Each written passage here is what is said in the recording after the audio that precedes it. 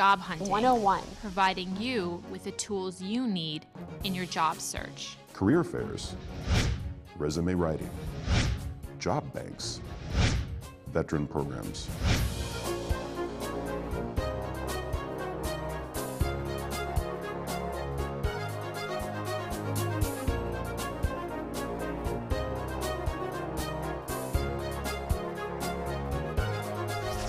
Job Hunting 101. Hi, my name is Judy Gay, and I serve as the Executive Director for the South Tampa Chamber of Commerce, and I want to welcome you here today for resources for finding available jobs in the Job Hunting Series 101 put on by the Tampa Bay Workforce Alliance.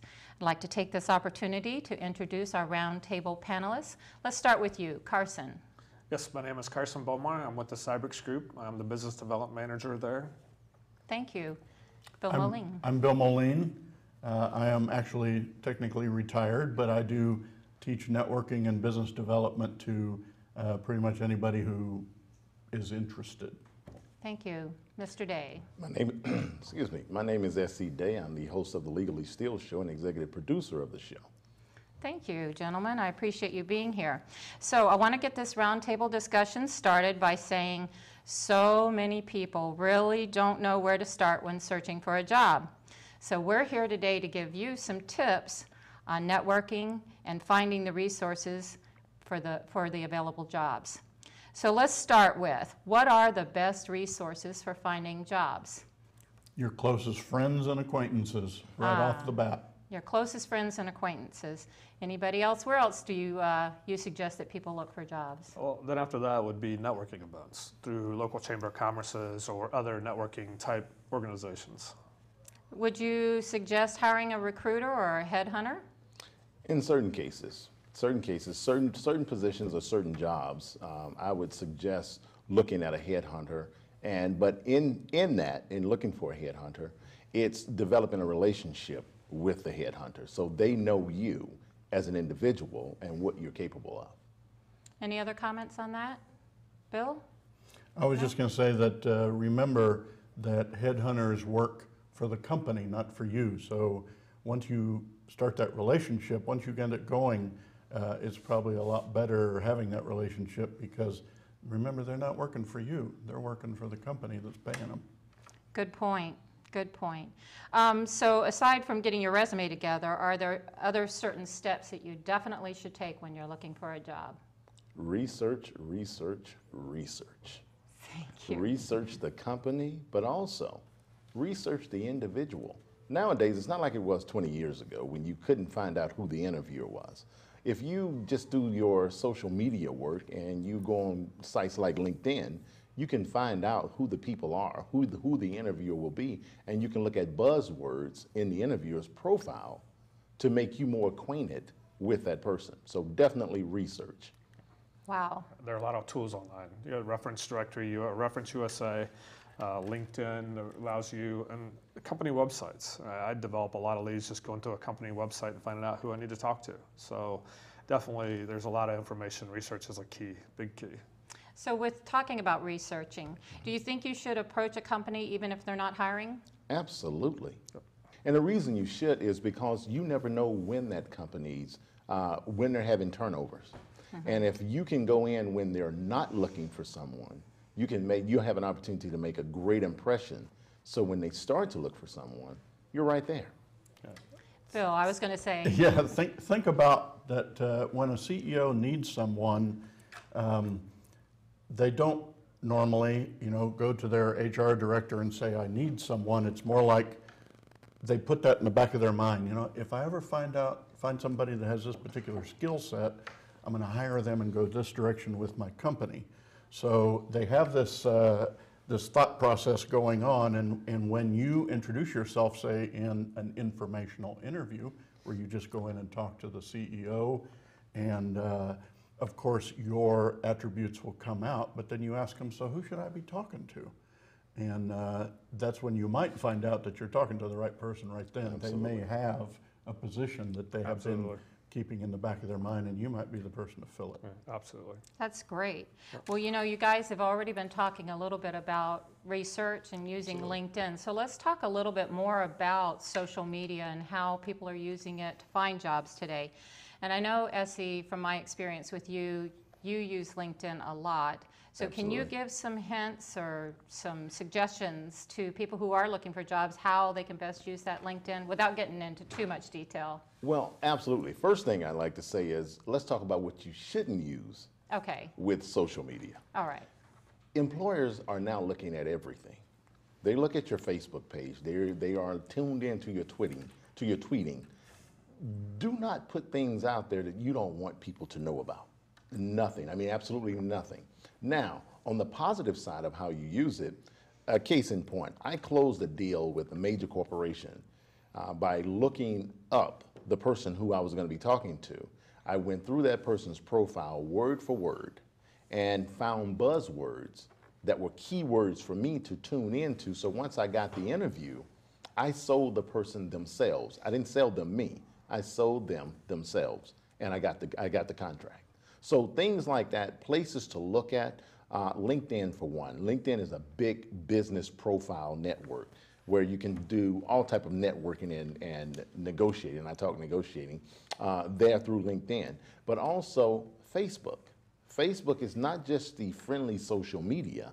Corporations are looking on Facebook, and they're putting out information on Facebook. Well, I see jobs listed on LinkedIn from time to time. Do you see jobs listed on LinkedIn, and do you think that's a good resource? Yes, absolutely. It's definitely a good resource. And, you know, as he hit on it a little bit, I try to keep LinkedIn and Facebook separate. So I meet a professional business contact in public, they're going to be on my LinkedIn. Friends that I socialize with, they're on my Facebook. I keep them separate, and I think you should keep them separate. Absolutely. So when you are looking for a job, you know that you can go to your LinkedIn page and say, you know, these are business contacts that I can reach out to. But yes, LinkedIn, I've seen job postings in my daily list that comes up, people that are companies that are hiring, definitely I see it every day. Has anybody used Craigslist? I've looked at Craigslist, but not from the professional job standpoint.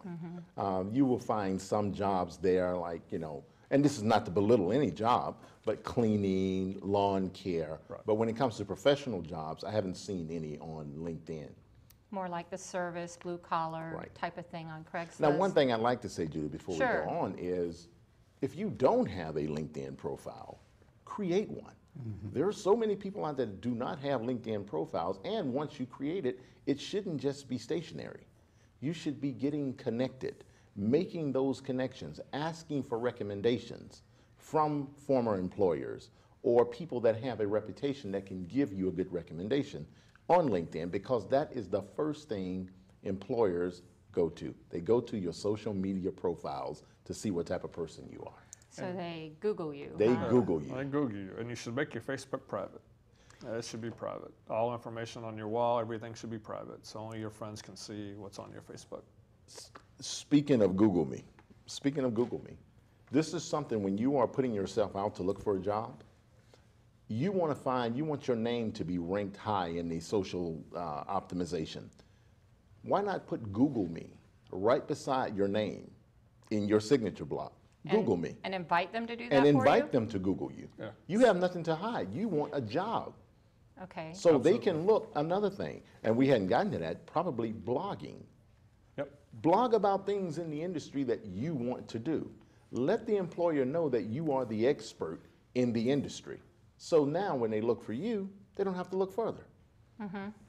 Well, the other question that I wanted to ask you was, I've noticed that since we're so much into the internet and we're using all of these different medias, one of the things that I see all of the time are online applications. What do we do? Well, Suggestions? you got to understand what the standard job searcher is doing out there. They get up in the morning, they get their cup of coffee, they're still in their pajamas or maybe their Bermuda shorts and t-shirt. They sit down at their computer with a coffee. They start looking at job boards and they apply for dozens and dozens of jobs. And then they sit back and they wait for the offers to roll in. And what happens? Nothing happens.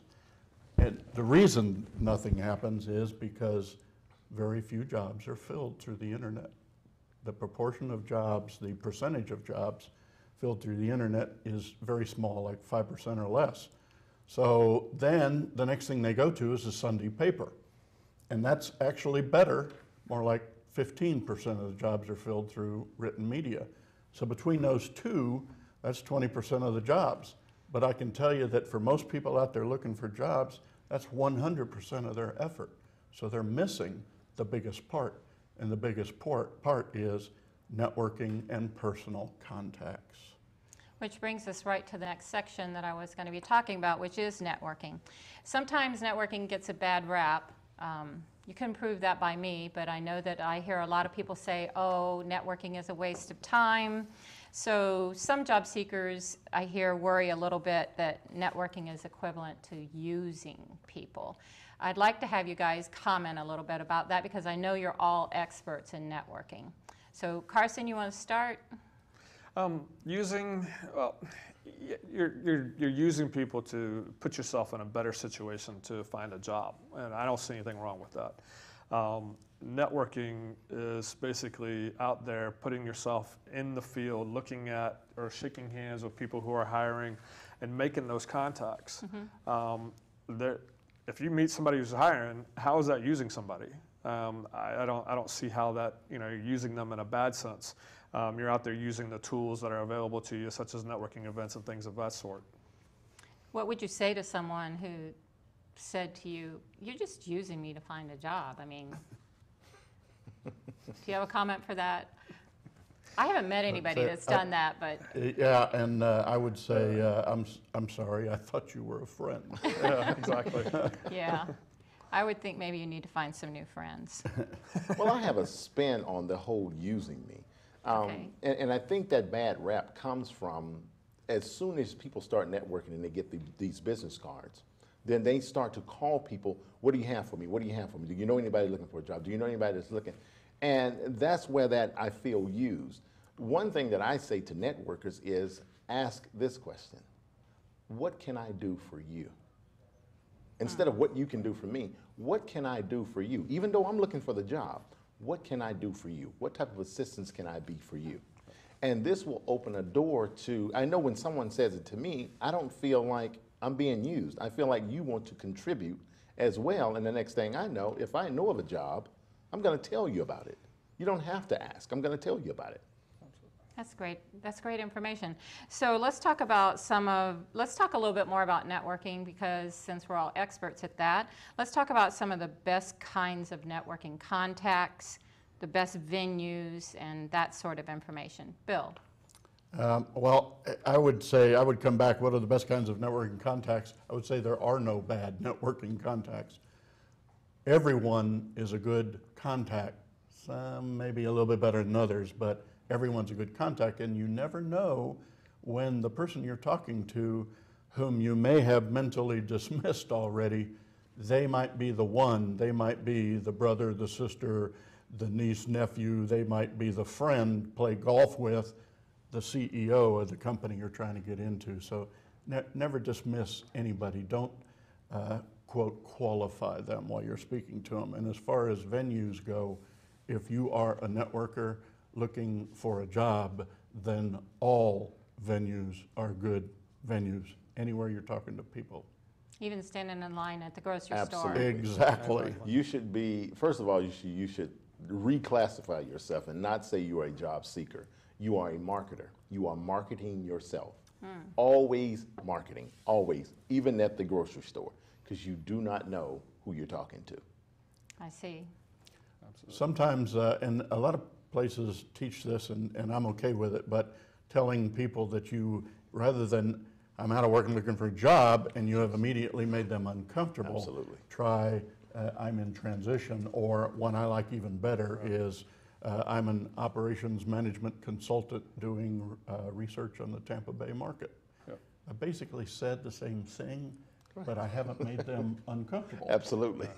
When you say you're out of work and looking for a job, they are instantly like, oh my goodness. Because you're needy. I Yeah, don't that's want to be right. around needy people. Yeah, You're and gonna unless ask I've for a got, handout next. Right. yeah, if I don't have something to tell them, then I'm going to avoid them for the rest of my time on this earth. So Yeah, just say, you know, I'm a consultant looking for doing research in the Tampa Bay market. You've told them what you need to tell them. They'll figure it out. So that kind of brings it back around, Carson, when you said that and you mentioned the needy thing, that kind of brings it back around to that bad rap thing about using people. So it's really all in how you approach people. Absolutely. And how you're talking to them. And Well, the best time to network for a job is when you have a job. Exactly. You know, a lot of people don't think of it that way, but you know, in any career that you're in, you should be going out and attending networking events on a regular basis and making new contacts, putting those new contacts into a database and staying in touch with them, even if it's only once a year. Because when that company does have that layoff, you're now in a better position to move forward or move into another position because you do have a resource of contacts that you can fall back on. right. And when you're networking, don't be so active to tell them you're looking for a job, but instead try to build that relationship. Make the conversation about them. Absolutely. We're going to come upon here shy networkers and how they really hate to network. And I can tell you that having taught networking classes a lot over the last 6 or 8 years, I can tell when I'm teaching a class that the shy people have already shut me off because they said that I'm a shy person, I can't network. Right. But in reality, shy people really make pretty good networkers because they have a talent that the big E extroverts don't have, and that talent is listening. They keep their mouth shut and they listen. And when that pause in the conversation happens that all of us hate, then they go, I remember what Bill Moline said. He said, ask a question. So what company do you work with and how did you get on with them? What is it about what you do with that company that really trips your trigger, makes you want to go to work every day? So just keep putting the conversation in their lap, and they'll keep talking, and they will love you for it. That's great information. I want to make sure that we go back to, and I appreciate your comment about, you know, the best time to network is when you already have a job. But one of the things we want to talk about here today is those tips for people who don't have jobs. And one of the things I said was the grocery store. But let's expound on that just a little bit about the different kinds of places that you can network. I mean, at the video store, at your church, at your local church is really a good one. Where else? If you're a soccer mom or dad, you're on the sidelines with a lot of parents. Talking. Those people will, if they don't know you, they're going to get to know you. But, and you said church and school, people who know you by your first name, those are key people in your life. Those are the ones you should be talking to. And not necessarily asking them for a job, but asking them a little bit more about themselves so that you can build that relationship to a little bit deeper level. That's great information, guys. Another thing on that, Yes. Judy, is you have to get out of your house. Yeah. You Okay. have to get out of your house. You can't sit behind your computer and network. Get out, meet people. Go to different venues, regardless of what they are. A baseball game, a networking event. Bookstore. A bookstore. I mean, Starbucks. You'll be surprised at the people that walk through Starbucks. I was in Starbucks this morning, and here's this guy here with his little son. They're in shorts. This guy owns a construction company. He's having a conversation in there. I wouldn't have known that had I been sitting in my house. If I were looking for a construction job, all I had to do was introduce myself to this guy. I see things written about social media replacing networking, and I had to tell you, I just don't think that's ever going to happen. Nothing is going to replace a face-to-face conversation and a handshake. No social media is going to do that. I agree with that. Well, you have lots of networking opportunities through your local chambers. So you can actually go to multiple chamber offices here in the Bay Area. You also have, I would Google networking Tampa Bay, and you'll come up with a list of networking opportunities. Some of them do charge. I've always felt like the best networking opportunities are not the ones that you have to pay to get in, but you can email them and say, hey, I'm in the job market, I would like to attend. And they typically will waive the fee if you're in the market, because that's the idea behind the networking, is to connect you and help others connect. So I would definitely make sure that you're putting a list of networking opportunities together and attending them, and be prepared. I think that most chambers in the area, I can't speak for everybody, I can speak for the South Tampa Chamber, but they do allow guests to attend their networking events. And sometimes, you know, for us, we'll allow you to attend 2 networking events and let you come and introduce yourself. We've had some success stories recently, isn't that right? I know, Bill, you know of one where we had someone come to our lunch and introduced her to an employer, and I guess 2 months later was hired. And actually, she was wandering around during the networking period before our luncheon, and I saw her wandering around, and being on the board at the time, I had my position at a table, and as I saw her walking around, I said, well, why don't you just join us here? And she sat down, and I got to talk to her for a while, and I introduced her to a few people, and yes, 2 months later, she was hired by one of those people she was talking to. So they can come to, I would suggest that they call their local Chamber of Commerce that's in their community if that's something that they want to do. That's another place to network. That's where businesses go these days. Business owners will network through the chamber, and that's who you want to meet. You want to meet the business owner, not the salesperson. You want to meet the business owner, and the chamber is a great place to start. It really is. Yes, Bill? I have another interesting story. I was working with a guy who was, he had loads of experience, not a lot of experience for the type of industry we have here in Tampa, but he had loads of experience, but he was getting really frustrated with the networking thing, and he came in one day, he says, Bill, I'm only meeting people who own dry cleaners or something like that. It was just, I couldn't believe what he said. And, but he was really frustrated with that because he'd been to a lot of networking events.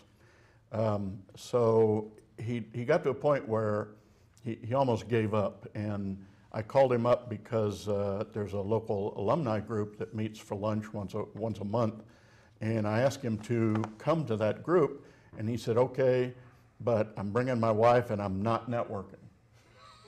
I went, okay, whatever. And so he comes to that meeting, and he's sitting across from a guy who says, so, John, what are you doing? And he mentioned, well, I'm kind of in between things right now. And this guy said, well, send me an email. Let me know what you're looking, send me a resume. So he goes home that afternoon after the networking thing, and he emails the guy because he had his card. The guy happened to be with a very large nationwide firm.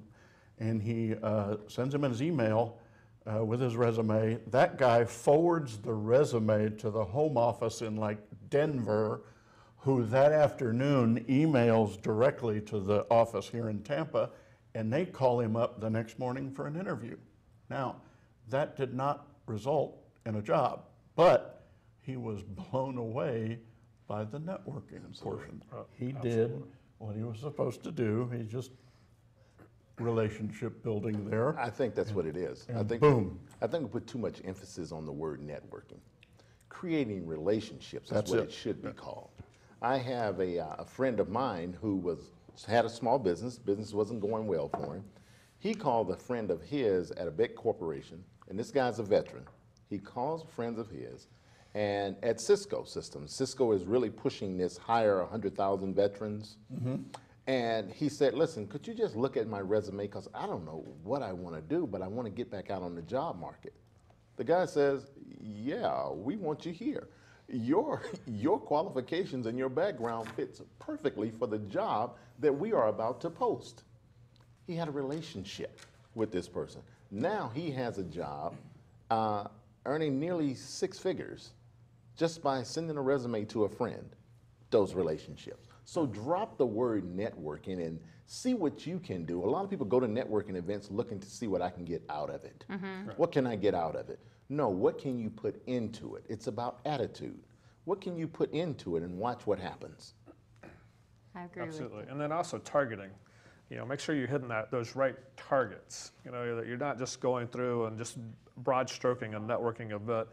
But for instance, in IT professionals, we're an IT company. The Tampa Bay Technology Forum, they have weekly, monthly socials. If you're in IT, you want to be there at those socials. It's all IT related.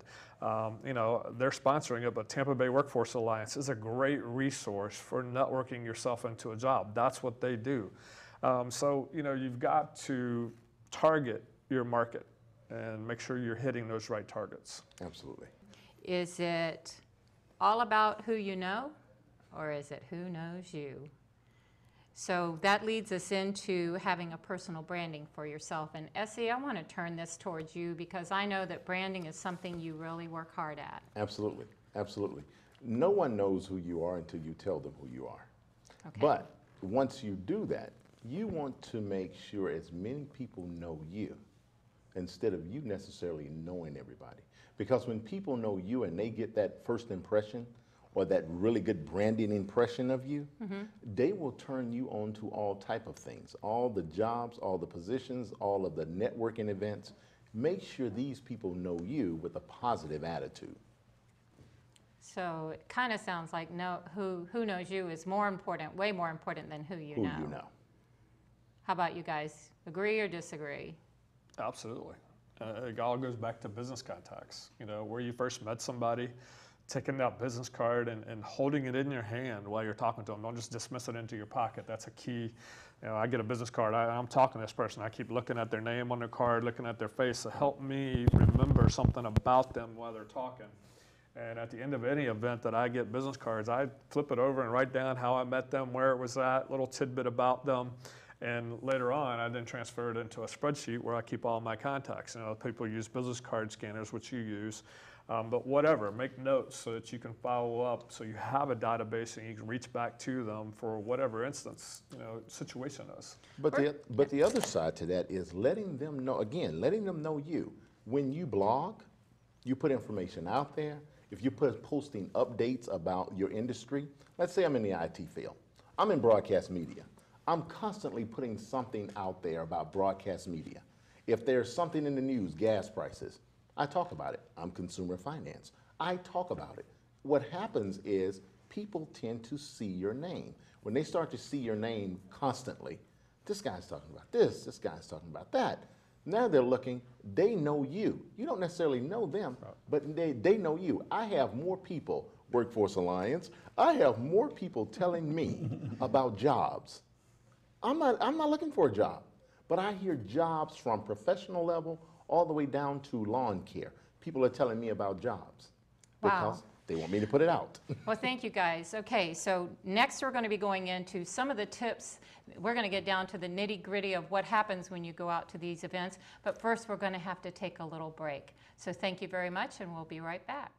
The Tampa Bay Workforce Alliance and WorkNet Pinellas offer workforce solutions designed to improve your business. We have worked with WorkNet since 2005. We've been able to do so much more than we would have with the support from WorkNet. We've been able to continue to develop our education department. Our employees have recognized this as a benefit. They've named us as one of the best places to work for the past 4 years, according to the Tampa Bay Business Journal. To learn more about our no-cost programs and services, visit workforcetampa.com or worknetpinellas.org.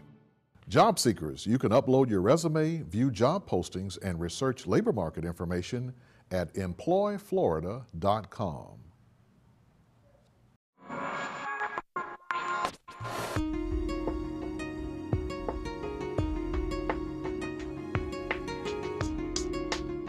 Hi, I'm Judy Gay with the Executive Director of the South Tampa Chamber of Commerce, and I want to welcome you back to Resources for Finding Available Jobs in the Job Hunting 101 series put on by the Tampa Bay Workforce Alliance. Welcome back. Now we're going to be talking about the nitty-gritty of networking. And I know, Essie, you said we need to change that word, so we're going to say the nitty-gritty of building relationships. So that's where we're going to start. So, Bill, you touched real brief on being shy. I'm really shy, and I'm going to a networking event, and I'm scared to death. What in the world do I do first? Well, the first thing you do when you walk in the door is look for the host. There is a host hosting that event, and you need to go meet them. And whether you're shy or not, that's not a big deal. You just walk up and say, hey, I'm Bill Moline, and thank you for hosting this event. And they are probably going to say something, and you can continue that conversation. I recommend that you ask them some questions. If you're not comfortable saying a lot of things, then just ask them some questions and let them do the talking. Well, how do I know what questions to ask? I mean, where do I start? I'm really shy. Where should I start? I know I need to start at home. So what are those questions? In Tampa, we tend to talk about natives. So are they a Tampa native or Florida, maybe Florida native? Did they grow up here? If their company wasn't formed here, where did it move from? You know, you can go into a lot of things like that. Tampa is kind of a unique market and frequently used as a bellwether, as for instance, there's a very large restaurant chain that opens up the first of any series of type of restaurants here in Tampa. You know, and they have had 6 or 7 different types open here. If they do well here, then they take them nationwide. So we're a bellwether. We're actually a community where things politically, if they fly here, they'll fly in Florida, fly nationwide. We're a very interesting community that way. So Carson, what would be some of the questions you would ask? Well, where you're from originally is always great, but if you're at a networking event, typically you end up with, career-oriented. So you could say, what kind of work do you do? That's neat, that's awesome. How'd you get into that line of field or that field of work? Also, just ask them more about their job. And also you could take it back into your family, occupation, and things of that sort. But, steer it back towards the career, and eventually they're going to ask you, what do you do? And then that kind of leads you into networking and what you're looking to do. But definitely keep it on a career-oriented level if that's what you're wanting to steer the conversation to. Essie, do you have some favorite questions? Well, the thing that I've learned from a sales background is people love to talk. So I'm going to approach the host and I'm going to thank them for having the event. And my question to them is going to be, so what is the focus of your networking group? What's the mission? What are you trying to achieve? And watch that person go. They're going to tell you everything because they're the host or the hostess. They want to make sure that they have a successful event. And when you're inquiring about them, remember, don't sell yourself. Inquire about them. Live in their world. Let them know, look, I know this is, putting on an event like this is massive. And what's the undertaking? What's the goal? What are you looking for? Once you do that, they're going to tell you everything, and then they're going to feel like I've been talking too much. Now it's time for me to ask you a question. So who are you looking to meet? What type of people or what type of industries you're looking for? And because you have created a bond with that host instantly, they're going to point you in all of the right directions. Well, how do I find the host? Bill, how do I find the host? Well, generally they're right near the entrance, or whoever is checking people in, if you will, like at a lot of chamber events. Just ask them who the host is. Have them point out the host, and then just go up and introduce yourself. I found that generally speaking, the host is always just about the happiest person in the room because it's their event. They're happy to see you there. So they're usually pretty approachable, wouldn't you say? Absolutely, they are. Well, that's great. But just remember, you're building relationships during this. You're not networking, you're building relationships. And in your follow-up, that's when you want to try to pursue what it is you're looking for. But during this time, you're building relationships and making those contacts valuable. One of my favorite questions, and Bill, we'll get right to you. One of my favorite questions once I meet a host is I always like to tell them a little bit about what I'm looking for, and is there someone in the room that they can introduce me to? Who should I be talking to? Who should I be talking to in the room? And that takes us to, Bill, what you affectionately call COIs. You want to define what a COI is? Well, anytime you're at a networking event, look around the room and find the person who's standing still and everybody is going to them. That's the center of influence. There may be several of them, but by finding the COI, the Judy Gays in the room who are standing still and everybody's coming to them, go stand next to them. Meet them, then stand next to them. And if they're like me, and most of them are, they're going to introduce you to everybody that comes by. I tell people when I take them out networking, if you get uncomfortable or whatever, just come stand next to me, and everybody I talk to, I'm going to introduce you to. Any comments, Carson, on that one?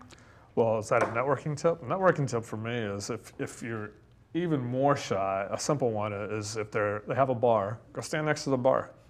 Now, don't drink yourself drunk, but go stand next to the bar, because eventually everybody makes their way to the bar.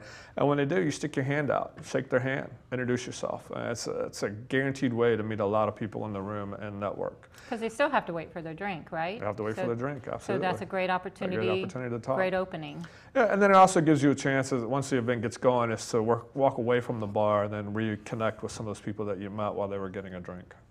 I agree with that. How about you, Essie? Well, Judy, I mean, I know you and Bill are being really modest. I've seen you two at work in the center of influence. And one of the things that you do as a host is you will go around the room, but you will stand still at times because you can't help it. You've been bombarded by people that are coming up to you. But I've been standing beside you and Bill in these events, and to see the dynamics of the way it works, because you're the host, everybody wants to introduce themselves to you.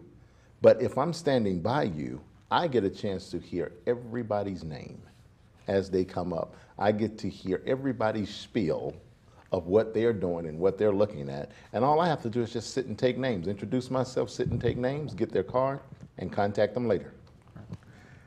And Bill's tip, that the question, who do you know, or who should I be talking to? Right. That applies for follow-up. That applies when you initially get laid off or lose your job. It's, you should open with that. Who do you know that I should be talking to who can help me in these career fields? That's a great question, whether you're in a networking live situation or out, I follow up and networking for the positions that are open. I agree. I see you've taken out your secret weapon, Bill. Why don't you tell us a little bit about that? I am really hot on name tags. You meet so many people when you're out there networking, and if you have a mind like mine, which is my memory is really, really good, it's just very short. So what I'm saying is, until I see something and hear it and look at it again and again, I'm not going to remember. And another thing to get used to in networking is, I'm sorry, I forgot your name. I met you last week or whatever, but just get over that, because nobody remembers everybody's name. But if you're networking, you should have a name tag. Now, I tailor my name tags. So if I'm with a group of people who understand what the honorary commanders at MacDill are about, I wear that name tag. If I'm with a group of my academy buddies, I wear my West Point name tag. If I'm at a South Tampa Chamber event, I wear my South Tampa Chamber one. Interesting. Veterans. Kind of like a resume. You don't just have one resume for everything. Exactly. Gotcha. Exactly. So, have a name tag where your name is big enough to be seen about 6 feet away. So when people are walking up to you, they see the name far enough away, and they don't have to squint and look at it when they get up close, because they want to be able to say, hey, Bill. Right. I remember you from the last time when they really didn't. They were looking at your name tag, but name tags. Most networking events, they have those sticky name tags. Let's talk about sticky name tags. Sticky name tags. When you get one, make sure that you don't have time to do beautiful calligraphy all over the whole thing. So, I recommend put your name in really big letters on it so that people can read it. And remember that name tag, and right-handers have a problem with this because they peel it off and they put it on this side of their chest. But put the name tag on the right side, the side you shake hands with, because it's going to be easily seen that way.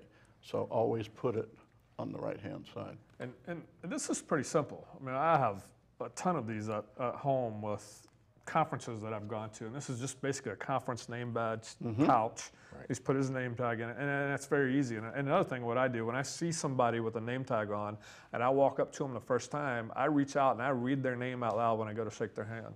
That helps me identify them later.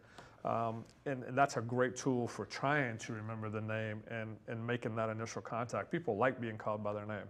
They don't like to be called by, hey, you, hey, Judy. It's just a pleasure to meet you. People love that. They love having their name called. They like to hear their names. And the other thing on name tags, you can be a little unique with your name tag. If I just see Bill Moline and Carson Bomar, and it's too many names to remember. But if you just, with creative, like mine is SE with talk radio. Okay, it has something, SE with talk radio. Chances are you're gonna remember me over the other 100 people in this networking event. So be unique with your name tag. It's yours. You are here to make yourself known. Be unique with it. Is it okay just to write your first name? Absolutely. Absolutely. It's okay to write your first name. I don't remember your last name anyway, but your first name is something that's gonna, I can, Bill, Carl, John. Okay, John with Cybrex. I can remember that. Or Carson with Cybrex. I can remember that. Not Carson Bomar, I'm CEO, or I'm looking for, something simple but unique. Right. And you mentioned earlier about having a little blurb that you say, I'm looking for a job. No, be unique. Well, you could include that on the name tag if you're out there marketing for yourself for a job and say, I'm SE Day, marketing extraordinaire. Whatever it is, have some fun with it. You're there to create attention to yourself. And so you've got a stage, use it. And even if you don't currently have a job, you should have a business card that you can hand out, because people are always going to ask for contact information, and your contact information nicely done on a business card is a lot better than scribbling it on a napkin. Let's talk about business cards for a little while, because you know that that's one of my favorite topics, is making sure, number one, that you do have a business card, and number 2, 3, 4, 5, and 6, that it's easy to get to. So many times I go to networking events, and ladies, I'm going to pick on you just a little bit because you carry big purses, and all of a sudden you're reaching into your purse looking for a card, and you have to go through everything in there to find that. I don't take purses into networking events, ever. I have pants with pockets or a jacket with pockets. The right hand is my card, the left hand is your card.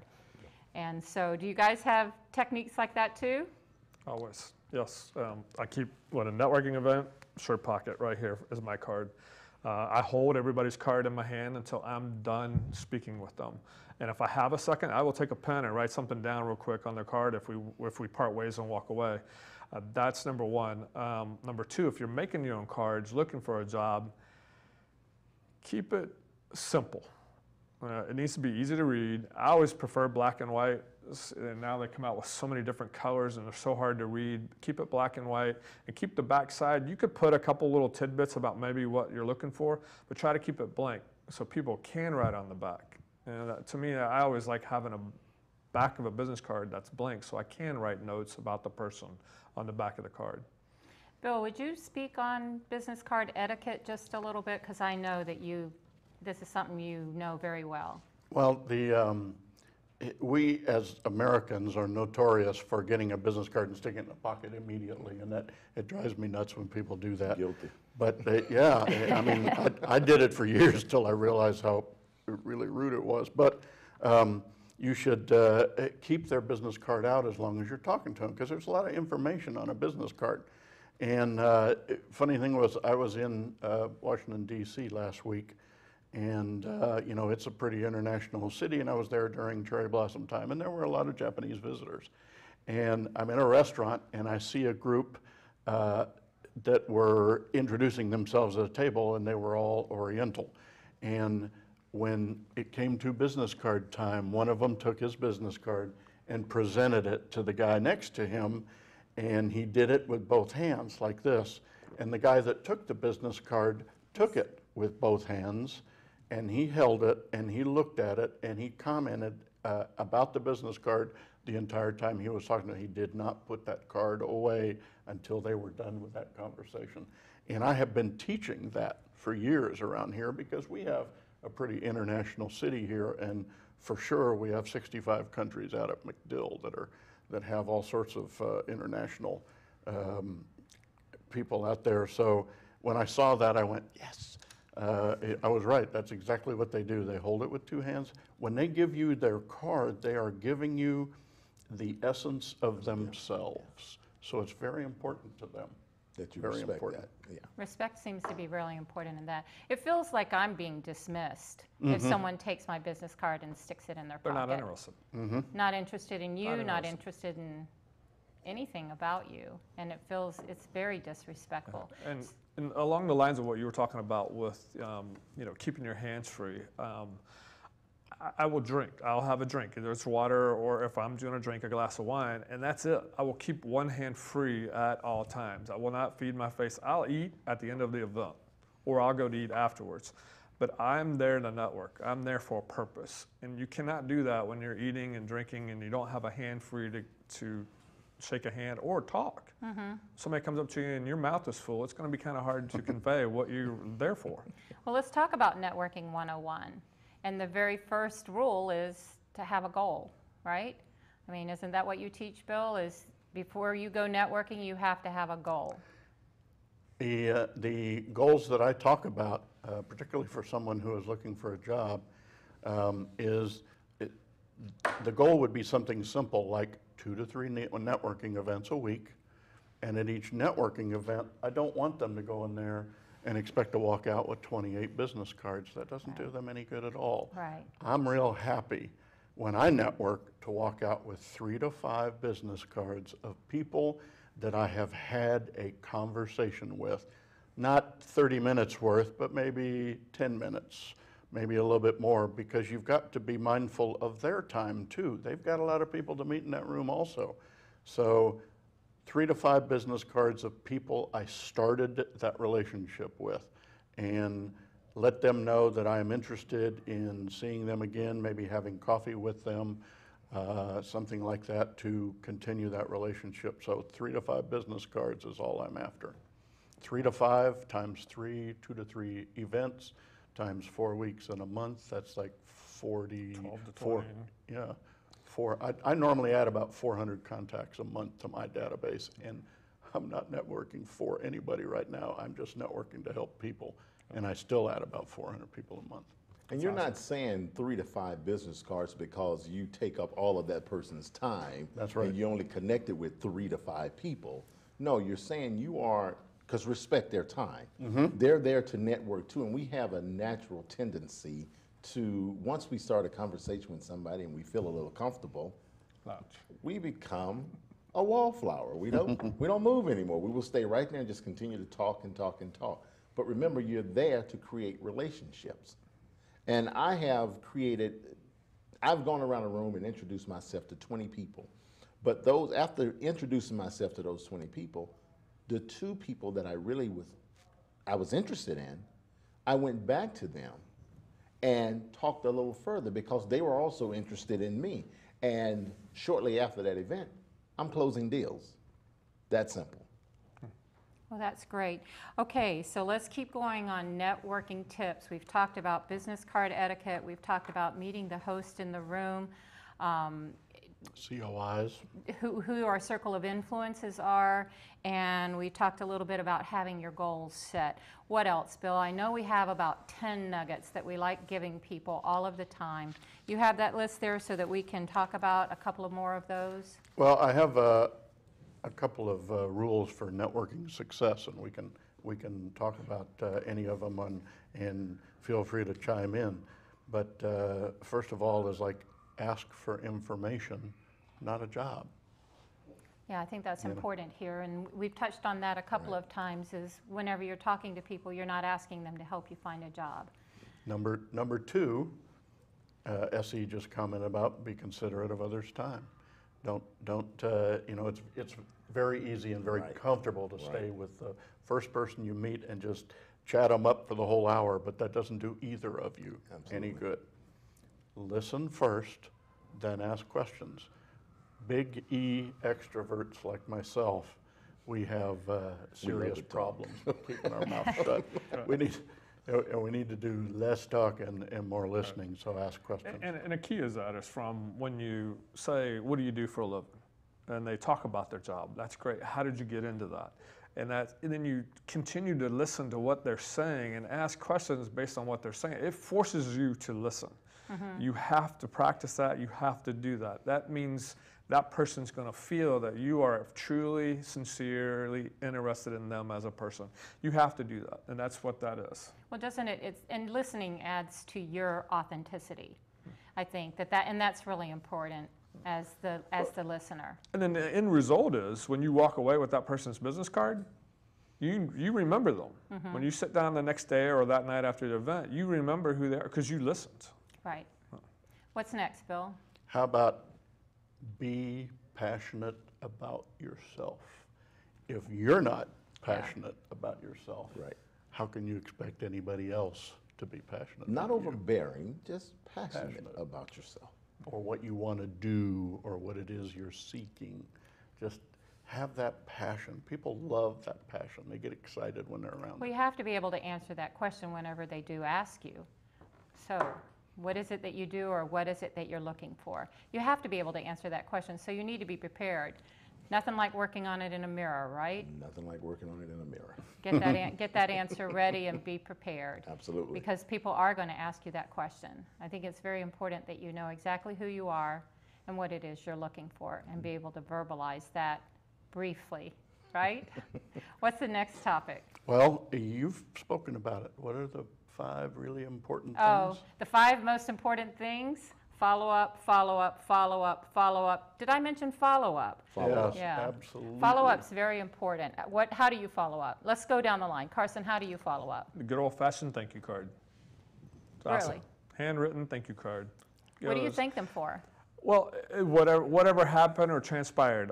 Just recently, at a chamber meeting that we were at, got inquiry about job IT services. I answered the question, followed up with her the next day, find out how we could help them.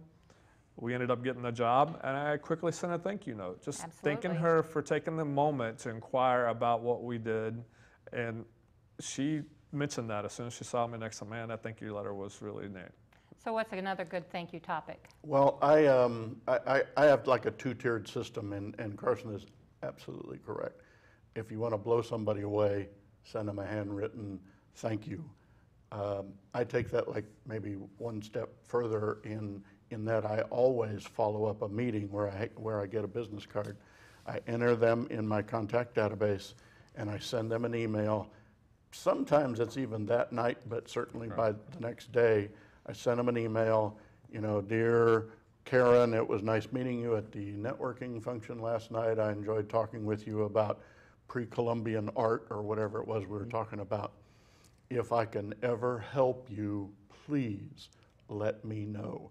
And then make sure you sign it with your full signature block, plus taglines and everything else, because remember, every email you send is a possible marketing tool. So you want all your information at the bottom.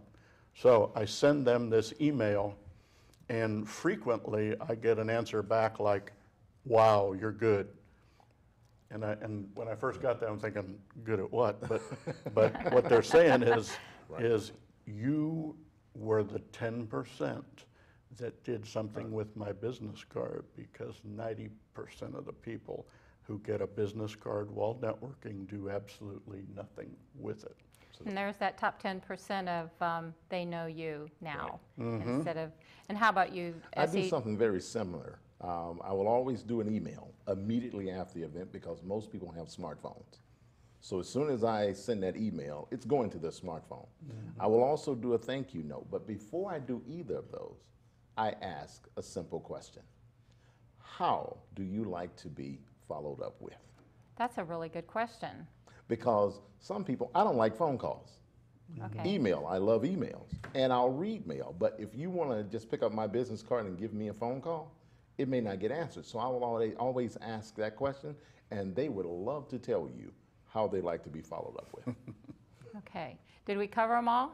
Well, I wanted to go like one step further in that when you continue to build this database with business cards and you've sent them notes and everything, keep in mind that as this network grows, you have to be able to reach out and touch these people every now and again. You got to keep those relationships kind of in the forefront. So I have 3 kind of notes I send out.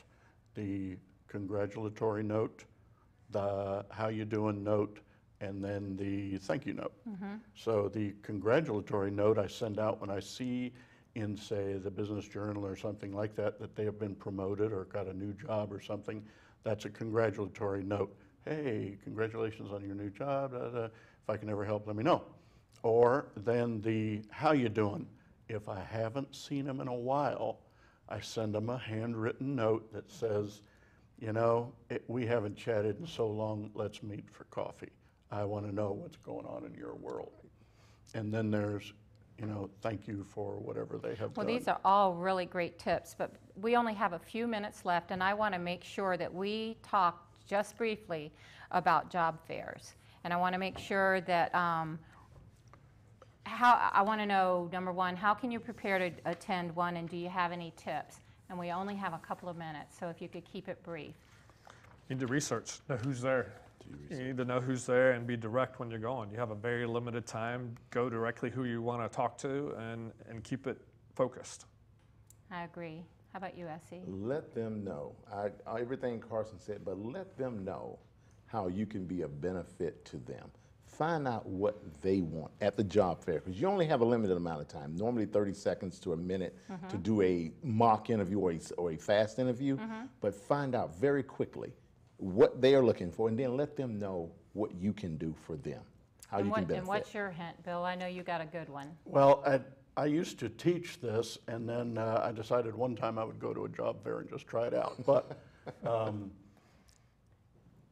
target a company. The person sitting behind the table is either a marketer or an HR person.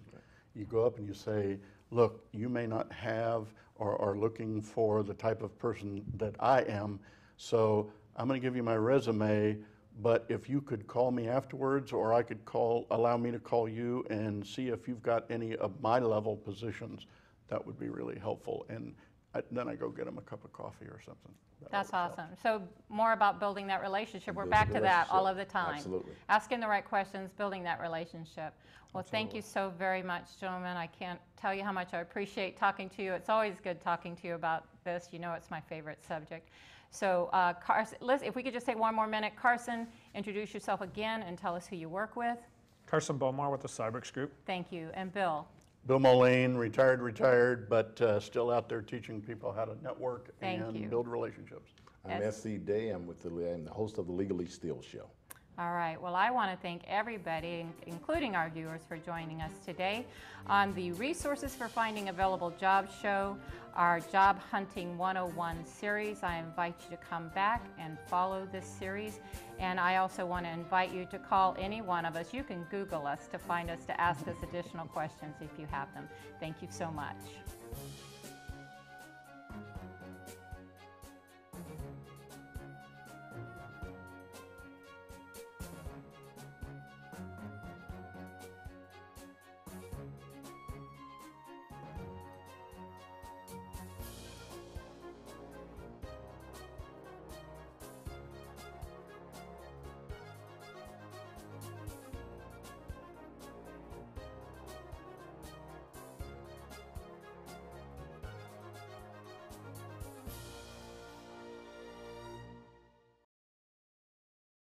Employers, you can search candidate resumes and research labor market information at employflorida.com.